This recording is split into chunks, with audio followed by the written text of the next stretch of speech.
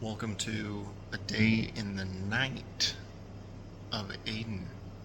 I am losing my mind. For those of you that do not know, because none of you likely know, I am currently working a graveyard shift at the hostel I'm staying at. I do this in exchange for my bed, free breakfast every day, and 2 dinners a week. I work twice a week, and my graveyard shift is from 10 p.m. to 5:30 a.m. I'm slowly losing my mind, and I've still got an hour to go in this shift alone, and there's nothing else to do. I've cleaned all of the kitchen, I've wiped down all of the counters, I cleaned up the trash out back, and now I'm left here with time alone. So I'm going to talk to myself, also known as you, the audience. I have been enjoying myself quite a lot.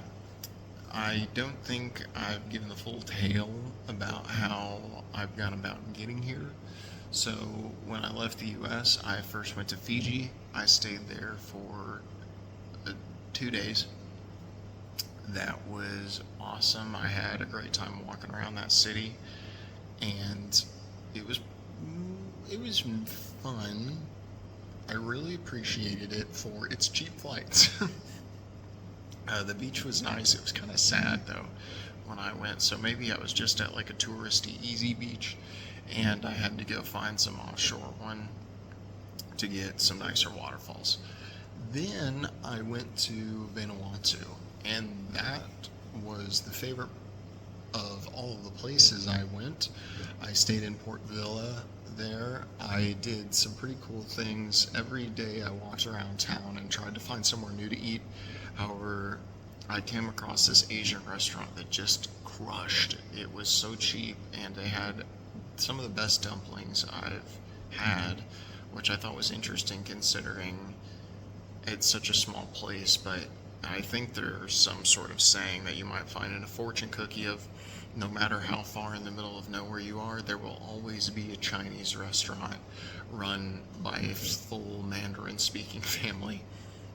And that may have been the scenario there. I'm not sure, but it was awesome. I loved that food. I incidentally went on the big old canyon swing and sky bridge. I made those videos before.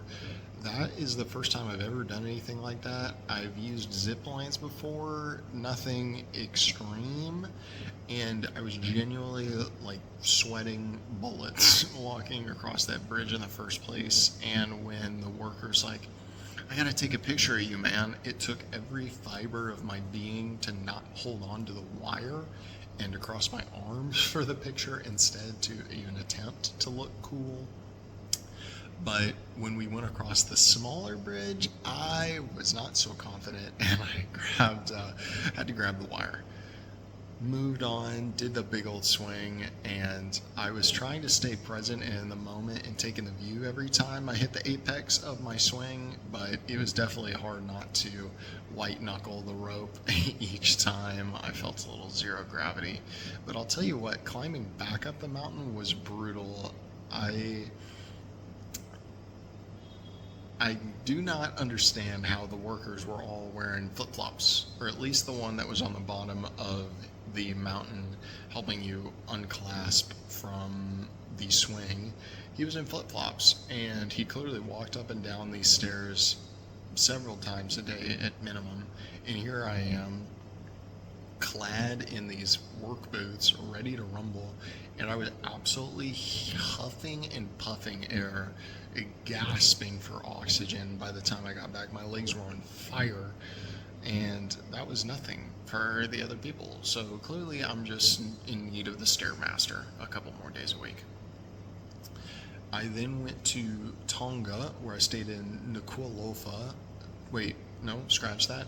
I went to Samoa next, where I stayed in Apia, or just outside of that actually, and that was another fun one. When I went to their local market, and my little theme became to try and buy one thing from each place, because I was not about to carry around everything that these countries had to offer. And when I was walking through the market, I decided that I would try and get some kind of shirt. And when I finally found this super nice lady, we were chatting. It was her and her daughter. And she finally goes, okay, try on this shirt. See if it fits. I try on an XL. That's what I wear in usually everything. And it's a little snug, which I was shocked about considering it was an XL. So the 2XL comes out. I've literally never worn a 2XL before. But I put it on and it fits wonderfully. And she goes, oh my God, it fits so well. Let me take a picture of you to use for reference later. And so here's the picture. I found it amusing that I was to be a model when I looked like such a stud there with my toes out. And it was not long after this that my foot had a tan line. This I spotted in the next place I stayed in Nuku'alofa, Tonga, which I mentioned earlier, but I was incorrect in my timeline. But before I left Samoa, I actually got to have some pork belly and taro. And taro, I don't know if I'd had before technically, but this is definitely the first time I've ever had it unprocessed. And I even mentioned it to one of my really good friends who loves trying different food, and I'll throw his quote up on the screen. But it made me laugh so much that he genuinely says, I don't know if there's another white human that has eaten unprocessed taro besides Aidan. And it was pretty good. I enjoyed it. It was pretty good to mix with the pork belly and the sauce that was over top of it. So highly recommend trying that out sometime if you're ever in a place that even has access to it. Then I finally found my way over to Tonga. That place was incredible as well. I loved the beaches there. I found this awesome picnic bench essentially, and I brought over my Singaporean food to sit down on the bench, and even the local dogs were interested in the food that I was bringing to eat out there as the sun was starting to set. So clearly I must have been doing something right with my culinary choices.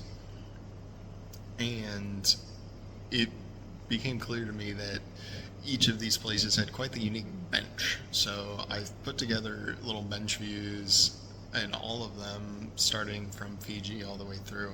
I'll throw them up in some little snippets later. I'm not going through the effort of doing that right now.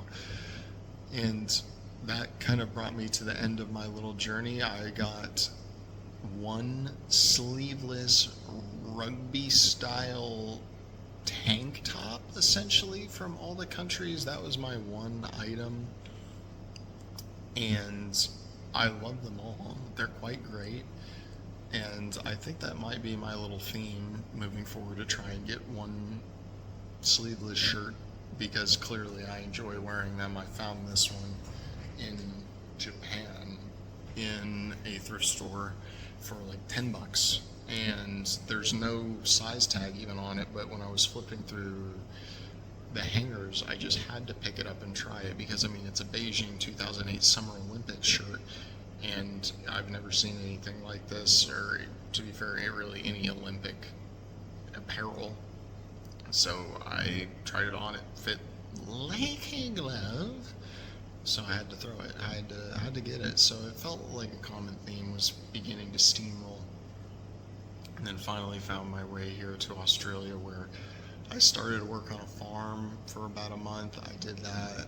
The town was very small. You could not do anything without a car, which is fine. I mean, it's nice to be somewhere quiet for a while, but eventually I needed to go out to a city, and found this little pick-me-up in the hostel, and I've been here since. So if you guys have questions, feel free to ask me. I will probably do some more of these little talk it out videos just for fun, because I need to kill time at 4:30 in the morning some more. And thanks for keeping up. You guys have a good night.